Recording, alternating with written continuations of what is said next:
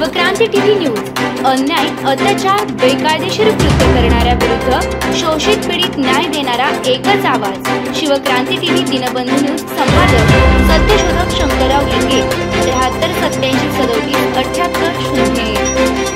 प्रदेश कार्यकारिणीची बैठकीमध्ये आम्ही सर्व सहभागी झालो आणि विविध राजकीय विषयावर चर्चा करत असताना राज्यातील सामाजिक सौख्य जे काही बिघडत चाललेलं आहे त्यावर प्रकर्षानं आजची चर्चा झाली आणि ऑल इंडिया काँग्रेस कमिटीने आम्हाला जो कार्यक्रम दिला त्याच्या अंमलबजावणीसाठी ही आजची सभा होती। त्यामध्ये काही राजकीय विषय अत्यंत महत्त्वाचे होते, तसा उजळता उल्लेख माननीय अध्यक्ष महोदयांनी केलेला आहे।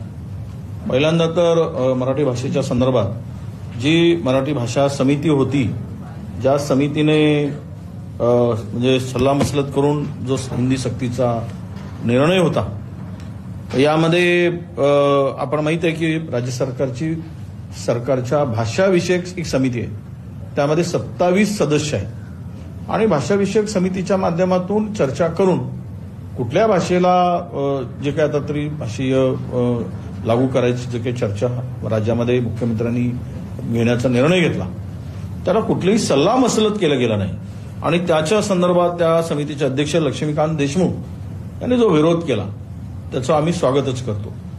कारण ही एकाधिकारशाही आहे किंवा ही हुकुमशाही प्रवृत्ती आहे की तुम्ही जर या सगळ्यासाठी कुठली गोष्ट लागू करताना त्यासाठी जर विविध समित्या ठेवल्या आहेत, त्यांच्याशी कुठेतरी चर्चा न करता तो एकतर्फी निर्णय लागू करणं हे निषेधार्ह आहे आणि म्हणून आम्ही त्यांचा निषेधचा ठराव आज प्रदेश काँग्रेस कमिटीने मंजूर केलेला आहे। दुसरा एक महत्वाचा विषय की आता सर्वोच्च न्यायालयाने एक तंबीज दिली त्या रामदेव बाबाला। त्यांनी सांगितलं की अशा प्रकारचे शब्द पुन्हा तुम्ही काढलात तर खबरदारच असा तो इशारा होता। त्यांनी ज्या पद्धतीनं सर्वोच्च न्यायालयाने सुनावलं आणि तरी पण लोक वटणीवर येत नाहीत, म्हणजे स्वतःचं पाप झाकण्यासाठी नवीन प्रयोग करायचे, शब्दप्रयोग आणून दोन धर्मामध्ये समाजामध्ये दरी निर्माण होईल आणि आपण त्यावर पोळी भाजू, पोळी शेकून खाऊ, अशा प्रकारचा एक म्हणजे उद्ध्वस्त करणारा राज्य आणि देश मन कलुषित करून खड्ड्यात घालणारे अशा प्रकारचे हे सगळे काही जे निर्णय आणि चर्चा किंवा त्यातून शब्दप्रयोग केले जातात आणि हे प्री प्लॅन्ड आहे, स्क्रिप्ट देऊन केल्यासारखं एखाद्या स्क्रिप्ट लिहून देतात आणि ते वाचून दाखवावी आणि तसं त्यांनी बोलावं, अशा प्रकारचे जे काही चाललेलं आहे त्यातून तोही निर्णय आमच्या बैठकीमध्ये आम्ही चर्चेला आणला आणि त्याचा विरोध या ठिकाणी करण्याचा निर्णय आम्ही घेतला। एक तर खरं आहे की अलीकडे आपण सगळ्या गोष्टीवर चर्चा करत असताना या राज्यामध्ये हिंदी भाषा संदर्भात आता सरकार थोडं बॅकफूटवर गेल्यासारखी स्थिती आहे, कारण हा महाराष्ट्रातील मराठी माणसाच्या एकजूटपणे केलेल्या विरोधाचं यश आहे असं मी म्हणेन सध्या तरी। कारण सरकार घाबरलं आणि ही जी सक्ती मग महाराष्ट्रात लागू करत असताना मराठी भाषेला अटकेपार झेंडे ज्या मराठ्यांनी रोवले त्या राज्यामध्ये मराठी भाषा लागू करणार का? मग ते गुजरात असेल किंवा उत्तर प्रदेश असेल, मध्य प्रदेश असेल, या राज्यामध्ये तिसरी भाषा म्हणून मराठी भाषेला स्थान देणार का? हा खरा प्रश्न आहे। एक ट्विट तामिळनाडूच्या मुख्यमंत्र्यांनी केलेला आहे, तोही सगळ्यांनी आपण बघितला आहे। त्याच्या ट्विटवरून हे लक्षात येईल की सरकार आता त्यामुळे स्पष्टपणे सरकारची भूमिका बदलल्याची स्थिती, आता ते बदलतात की नाही पण तो सध्या तरी बॅकफूटवर आहे, पण याला कडाडून विरोध आम्ही सगळ्यांनी करायचा निर्णय घेतलाय। हिंदी भाषा ही ऑप्शनल ठेवा, ती सक्तीची नसावी आणि तिसरी भाषा तर अजिबात असू नये, ही आमची पक्षाची भूमिका माननीय अध्यक्ष महोदयांनी मांडली आणि तसाच पद्धतीचा ठराव आजच्या बैठकीमध्ये आम्ही तो ठेवलेला आहे। आणि विशेष करून आजची ही बैठक अगदी कमी कालावधी होत असताना आम्हाला जे हे वर्ष संघटन वर्ष म्हणून साजरा करायचा निर्णय आमच्या अध्यक्षांनी जाहीर केला, तोही फार महत्वाचा विषय आहे। आता या सगळ्या परिस्थितीमध्ये राजकीय स्थिती महाराष्ट्राची राजकीय परिस्थिती किंवा हे बिघडवण्याचं काम जे सुरू झालेलं आहे, म्हणजे असं आहे की महाराष्ट्रातली एकूण स्थिती पाहिली तर सध्या विकास हा विषय राहिलेला नाही, विनाशाचा विषय मोठ्या प्रमाणात होतोय.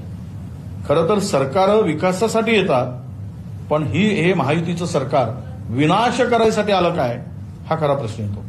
कारण विकासाच्या मुद्द्यांना बगल देऊन विनाशाचे मुद्दे पुढे आणून एक सामाजिक सलोखा बिघडवण्याचं पाप अलीकडे जोरात सुरू झालंय आणि त्याला खतपाणी घालण्याचं काम सुरू झालंय. म्हणजे काही मंत्री तर उघड उघड विरोधकांना चॅलेंज देतात की आम्ही आता तुम्हाला बघून घेऊ. बघून घेण्याची भाषा, संपवण्याची भाषा या पद्धतीनं होत असेल तर म्हणजे या पुरोगामी एकीकडे छत्रपती शिवरायांचं नाव घ्यायचं, काल परवा तर कहर केलाय. कुठल्या भाषेमध्ये आपण कुठलं काय शब्द वापरतोय. पुण्याच्या माजी महापौरांनी आमच्या सावित्री आईवर इंग्रजांची भांडी घासत होती असा शब्दप्रयोग केला. म्हणजे शब्द यांच्या तोंडाला कुलूपच राहिलेला नाही. महापुरुषांचा अवमान करत असताना यांची जीभ जी ज्या पद्धतीनं वळवळते, हे कुठे म्हणजे नियोजित आहे का. सत्ताधारी पक्षाची माणसं सावित्रीबाईंचा असा उल्लेख करून अपमान करणं, म्हणजे त्या बाईंना खरं तर शिक्षणाच्या वाटा कोणी मोकळ्या केल्या असतील तर सावित्र्यांनी केल्या, म्हणून त्यांच्या मुखातून काही शब्द निघतात आणि ते विखारी शब्द व्हावेत, विषारी शब्द निघावेत, अवमानजनक शब्द निघावेत. हे महाराष्ट्राच्या संस्कृतीला मिटवण्याचं आणि नवीन पायंडा महाराष्ट्रात पाडण्याचं काम, म्हणजे जो विचार हे सत्तेमध्ये असलेले, सहभागी असलेले घेऊन आलेले आहेत, तो विचार रुजवायचं काम, ज्यांचा महाराष्ट्रातील बहुजन समाजाशी काहीही संबंध नाही, अजिबात संबंध नाही, असे विचार पेरण्याचं काम आणि तो नवा इतिहास लिहिण्याचं काम, त्याचं प्लॅनिंग आणि त्याची नीव ठेवण्याचं काम मला वाटतं की या सत्ताधाऱ्यांच्याकडून होत आहे. हे त्याचं एक उदाहरण आहे. आणि या सगळ्या विषयावर चर्चा होत असताना आपल्याला एवढंच सांगेल की माननीय अध्यक्ष महोदयांनी संविधान आणि सद्भावना, हे संविधान विशिष्ट लोकांसाठी, विशिष्ट आरक्षणासाठी, मागासवर्गीयांसाठी हे संविधान आहे, एवढ्याच पुरती आहे. पण संविधानाने सर्व समावेशक संविधान आहे आणि त्या संविधानातूनच सद्भावना निर्माण झालेली आहे. संविधानाने सद्भावना शिकवली आहे. सद्भावनेचा शब्द जरी अलीकडे आपण पाहिला, त्या या निर्मितीनंतर आला असेल, संविधानाच्या निर्मितीनंतर जरी आला असेल तरी तो शब्द हा संविधानातून येतो आहे आणि ती सद्भावना निर्माण करण्याचं काम संविधानाने केलं आहे. प्रत्येक घटकाला न्याय देण्याचं काम म्हणून आम्ही त्यावर एक संविधानाचा सर्वसमावेशकता कशी आहे आणि ते कसं संपवलं जात आहे आणि त्यामुळं एक पुस्तिका काढण्याचं काम अध्यक्ष महोदयांनी त्याची जबाबदारी काही तज्ज्ञ मंडळीवर दिलेली आहे आणि त्या पुस्तिका आम्ही महाराष्ट्रामध्ये संविधानाची उपयुक्तता, संविधानाचा मूळ उद्देश हा शेतकऱ्यापासून ज्या ज्या घटकावर अन्याय होतो त्याला न्याय देणारा आहे, याची पुस्तिका सुद्धा आम्ही आमच्या प्रदेश काँग्रेस कमिटीच्या माध्यमातून काढण्याचा निर्णय त्या ठिकाणी घेतलेला आहे. आणि त्यानंतर अध्यक्षांच्या परवानगीनं एक ओबीसी मेळावा आम्ही संभाजीनगर किंवा मराठवाड्यात करायचा, त्यावर चर्चा झाली आणि ओबीसीवर अलीकडे जे काही निर्णय होत आहेत त्यामध्ये कुठेही त्यांना कशा पद्धतीनं डावललं जाऊन अन्याय होतोय याची सविस्तर त्या ठिकाणी चर्चा व्हावी आणि ओबीसी समाजापर्यंत मेसेज जावा या संदर्भातला आहे. आणि अत्यंत महत्वाचा विषय म्हणजे बेरोजगारी महाराष्ट्राची लोक लायबलच नाही अशा पद्धतीनं अलीकडे मुंबईत झालेल्या आपल्या इन्कम टॅक्सच्या अधिकाऱ्यांच्या सिलेक्शनमध्ये, निवडीमध्ये इथे जवळपास 1297 की 1308 काही लोकांची नियुक्ती केल्या गेली, त्यांचं सिलेक्शन झालं. हे संपूर्ण इंटरव्ह्यू घेणारी माणसं कुठली होती तर ती गुजरात राज्यातून आलेली होती आणि त्यातून केवळ 3 लोक महाराष्ट्राची सिलेक्ट झाली आणि मॅक्झिमम लोक त्यात सिलेक्ट झाली ती गुजरात राज्यातली झाली आणि इतर राज्यातली थोडे थोडके झाले. पण महाराष्ट्रातल्या मुंबईमध्ये इन्कम टॅक्स डिपार्टमेंटचे अधिकारी सिलेक्ट करताना, निवड करताना फक्त 3 लोकांची निवड व्हावी, म्हणजेच महाराष्ट्र आता गुजरातच्या दावणीला गुलाम म्हणून बांधला गेला का, किंवा त्यांच्याकडे महाराष्ट्र गहाण ठेवण्याचं आम्ही जे काय म्हणत होतो निवडणुकीमध्ये, त्याच पद्धतीनं महाराष्ट्राला वागणूक मिळते काय, हा खरा प्रश्न त्या ठिकाणी आहे. आणि अशाच चर्चा, अशा विविध विषयावर आज आमची प्रदेशमध्ये चर्चा झाली आणि अध्यक्ष महोदयांनी दिलेल्या सूचनेप्रमाणे ते इम्प्लिमेंट करायचा निर्णय आम्ही सर्वांनी घेतला.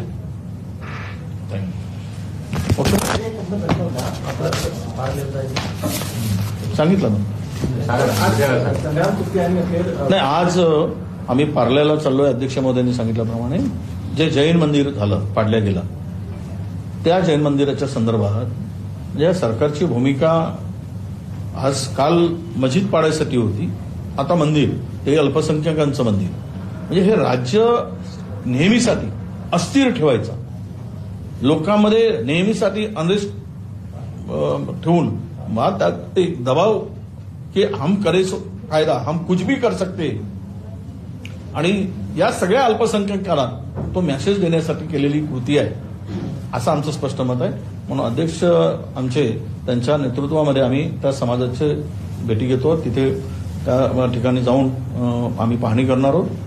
हा सुद्धा आजच्या बैठकीत आम्ही ठरवलेला आहे. उद्धव ठाकरे, राज ठाकरे एकत्र येण्याच्या विषयीच्या वेगळ्या राजकीय चर्चा सध्या दोघेही ठाकरेबंधू अमेरिकेत परदेशात गेलेले आहेत फिरायला. आता महाराष्ट्रात मात्र त्या चर्चा जोर धरतायत. महाविकास आघाडी म्हणून, काँग्रेस म्हणून या चर्चांकडे कसं बघताय? नाही, बघा, कोण बंधू आम्ही काँग्रेसची भूमिका कधी द्वेषाची भूमिका राहिली नाही. राजकारण आम्ही कधी कुठल्या नात्यामध्ये राजकारण करत नाही. दोन बंधू एकत्र येऊन जर पुढे जात असतील तर आम्हाला काही विरोध नाही. कोणीतरी मधामध्ये ती चर्चा उठवली होती की महाविकास आघाडी अस्तित्वात राहणार नाही. हो, महाविकास आघाडी हा वेगळा विषय आहे, तो नंतरचा विषय. निवडणुका संपल्या आहेत. प्रत्येक ठिकाणी आम्ही 5-25 वर्षासाठी काही बाइंडिंग नव्हती एकमेकाशी. विचारधारा वेगळी होती, त्यावेळची अपरिहार्यता होती, आणि मोदीचे जे काही सरकारची धोरणं होती त्याला कडाडून विरोध करण्यासाठी आम्ही त्यावेळेस घेतलेले ते निर्णय होते. हे काही परमनंट किंवा आता 25 वर्ष चालावी, विचारधारा दोन्ही पक्षाची वेगळी. त्यावेळच्या सरकारच्या, मोदीच्या सरकारच्या धोरणाविरुद्ध आम्ही एकवटलो होतो. जे राज्य उद्ध्वस्त, देश उद्ध्वस्त करायसाठी जे काही ज्या पद्धतीने सरकार चालली होती. आता विषय असा आहे की दोनही भाऊ एकत्र येऊन पुढे जात असतील आणि विरोध करण्याचं काही कारण नाही. काँग्रेस पक्ष म्हणून आमची भूमिका त्या संदर्भातली स्पष्ट आहे. आम्ही त्या दोन भावांना एकत्र येत असतील, कुटुंब एकत्र असेल तर काँग्रेस आम्हाला आनंदच आहे. त्यामध्ये आमचा विरोध असायचं काही कारण नाही. हे बघा, हा असं आहे की म्हणजे शेती पिकण्याच्या पूर्वी आपण शेतीतलं पीक काढण्याच्यासाठी प्लॅनिंग करणं आहे. पहिले त्यांचं काय पेरलं जातंय आणि काय उगवतंय, त्यानंतर मग तो विषय आहे. त्या विचारांनी कुठल्या ते एकत्र येत आहेत आणि त्यांचे विचार आणि आमच्या विचाराची कुठे ताळमेळ होते काय, त्यांची भूमिका एकत्र येते काय, त्यानंतर आमची भूमिका आम्ही मांडू. आशिष शेलार यांनी उद्धव ठाकरेंकडे वक्तव्य करताना असं म्हटलंय, ऑडिटची पायरी झाली, त्यांनी उद्धव ठाकरेंना मुंबईतील लँडस्कॅपचा बादशाह असा उल्लेख केला. नाही, ते चुकून बोलले असतील, त्यांना अदानी म्हणायचं असतील. सगळं संग्राम थोपटे यांनी भाजपमध्ये अखेर प्रवेश केलेला आहे आणि त्यांच्यावर ही वेळ काँग्रेसनेच आणली असा त्यांचा दावा होता. असं आहे नाही, असं आहे की ज्या घरात 14 वर्ष मंत्रीपद होतं, 3 वेळा ते आमदार म्हणून निवडून आले, ते पक्षाच्या भरोश्यावर आले. यश अपयश राजकारणात येत असतं, पराभव आणि विजय हा प्राप्त होत असतं. नसीमभाई त्याचे उदाहरण आहे. पण त्यांनी त्याच पद्धतीनं ताकद पक्षाला देण्याचं काम सुरू केलं. एका पराजयाने खचून त्या ठिकाणी अशा पद्धतीनं काँग्रेसला दोष देणं, निवडून आले असते दोष दिला असता का? नाही. आणि ज्या घरामध्ये तुम्हाला इतकी वर्ष आली, जवळपास 40 वर्ष आमदारकी मिळते आहे, त्यामध्ये खरं म्हणजे आनंदच असायला पाहिजे. पण दुर्दैवानं ते विकासाचा जरी चेहरा पुढे करून येत असतील तरी काही त्यांच्या अडचणी असाव्यात. आता कारखाना बंद पडलेला आहे, त्यांना बाहेर काही मदत मिळत नाही, ते इथे मिळत नाही म्हणून कदाचित ते असावेत, मला माहित नाही. पण एकूण त्या बोलण्यातून महाराष्ट्रातील प्रामाणिक माणसाला वेदना झाल्या आहेत की ज्या घरामध्ये इतके वर्ष इतकी सत्ता देऊ नये ते पुन्हा दोष देत आहेत. म्हणजे जाणाऱ्यांना दोष देऊन जायचा आहे हा त्याचा अर्थ होतो. आणि ठीक आहे, आमच्या नेत्यांनी स्पष्टपणे सांगितलं की ज्याला जायचं असेल ते जा, राहुलजींनी. कारण कोण जातात? ज्यांना काही मिळवायचं आहे ते जातात. ज्यांना जनतेसाठी काही करायचं आहे ते कोणी जात नाही, हा त्याचा अर्थ आहे. पालिका निवडणूक रखडलेला आहे, पालिका निवडणूक रखडलेला आहे आणि एकंदर आज मनसेने वेगळी संकल्पना मांडलेली आहे. 26 एप्रिलला प्रतिपालिका आणणार आहेत, त्यासाठी अनेक पक्षांनी निमंत्रण दिलेलं आहे. वर्षा गायकवाड या सुद्धा निमंत्रण दिलेलं आहे. कसं पाहिजे संकल्पनेकडे पालिका प्रतिपालिका असणार काँग्रेसची भूमिका काय? हे बघा, मी थोडंसं जुनं मागे जातो. गोळवळकर सरांच्या तिकडे जावं लागेल. त्यांनी सत्ता आणि संपत्ती मर्यादित लोकांच्या हातात ठेवायचं त्यांचं हे आहे. ते सरकार त्या दिशेनं काम करते. सत्ता ही मर्यादित लोकांच्या हातात असावी आणि संपत्ती सुद्धा मर्यादित लोकांच्या हातात असावी, मोजक्या लोकांच्या हातात असावी. आणि हेच चाललंय राज्यात आणि देशामध्ये. सत्तेचं विकेंद्रीकरण व्हायला पाहिजे, पण सत्तेचं केंद्रीकरण व्हायला लागलंय आणि म्हणून या निवडणुका लांबणीवर टाकतात. यात सगळ्यात मोठं नुकसान कोणाचं होत आहे तर तो ओबीसी बांधवाचं होत आहे आणि कॅटेगरीच्या लोकांचं होत आहे. या ज्या रिझर्व्ह जागा आहेत राज्यातील, साधारणतः 49,000 जागा अशा आहेत की संविधानिक अधिकारानं दिलेले ते रिझर्वेशन आहे.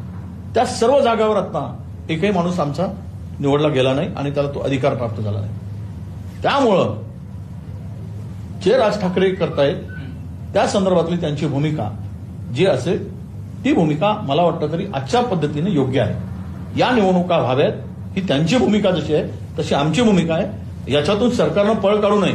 उद्या मुख्यमंत्री म्हणालेत की आमच्या हातात काय आहे ते न्यायालयाच्या हातात आहे. तुम्हीच म्हणाला होता सत्ता आमच्या हातात द्या, महिनाभरात आम्ही काम करू. मग त्यावेळेस कशाच्या आधारावर बोलला होता?